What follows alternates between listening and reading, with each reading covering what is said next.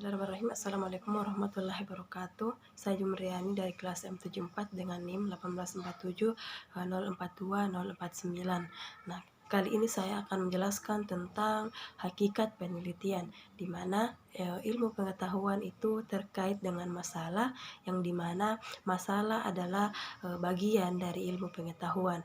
Jika tidak ada masalah, maka tidak akan muncul yang namanya ilmu pengetahuan.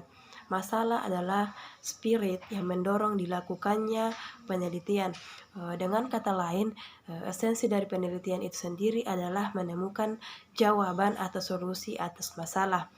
Nah, John Creswell mendefinisikan bahwa penelitian sebagai suatu proses bertahap, bersiklus yang dimulai dengan identifikasi masalah atau isu yang akan diteliti. Nah, peneliti ini berpuncak pada pelaporan hasil penelitian. Nah, pembaca atau audiens akan mengevaluasi dan selanjutnya menggunakannya dari identitas masalah hingga pelaporan. Nah, sebenarnya semuanya berlangsung dalam suatu proses yang bertahap, yang berurutan secara teratur maupun sistematis, sehingga penelitian dapat didefinisikan sebagai upaya mencari jawaban yang benar atau suatu masalah berdasarkan logika dan didukung oleh fakta empirik. Nah, tujuan penelitian itu sendiri adalah, yang pertama adalah tujuan eksploratif, yang kedua adalah tujuan verifikatif, dan yang ketiga adalah tujuan pengembangan.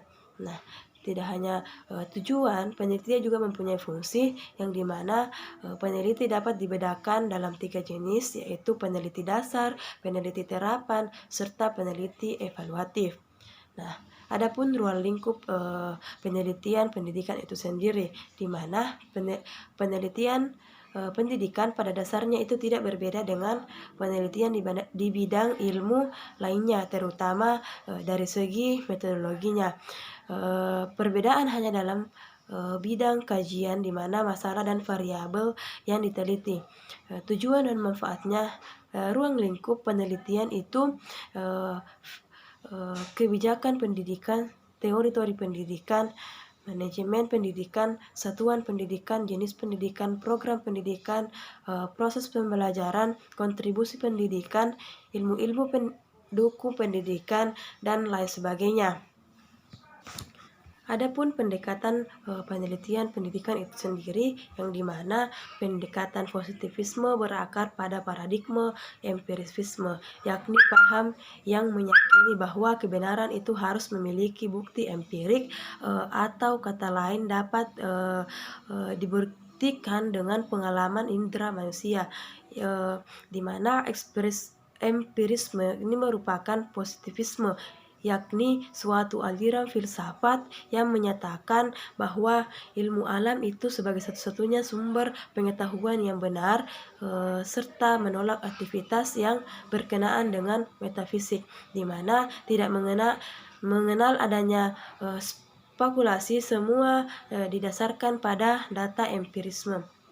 Sehingga pendekatan ini mengharuskan adanya kepastian dalam suatu kebenaran, di mana berupa kesimpulan dapat diukur ataupun diobservasi serta diverifikasi. Dalam pendekatan penelitian itu berfungsi sebagai alat peneliti, di mana tentunya tidak dapat melepaskan diri sebagai bentuk sepenuhnya dari unsur subjektivitas. Nah, pendekatan naturalistik ini juga disebut sebagai pendekatan kualitatif, seperti post-positivisme, etnografik, humanistik, maupun case study. Terima kasih. Assalamualaikum warahmatullahi wabarakatuh.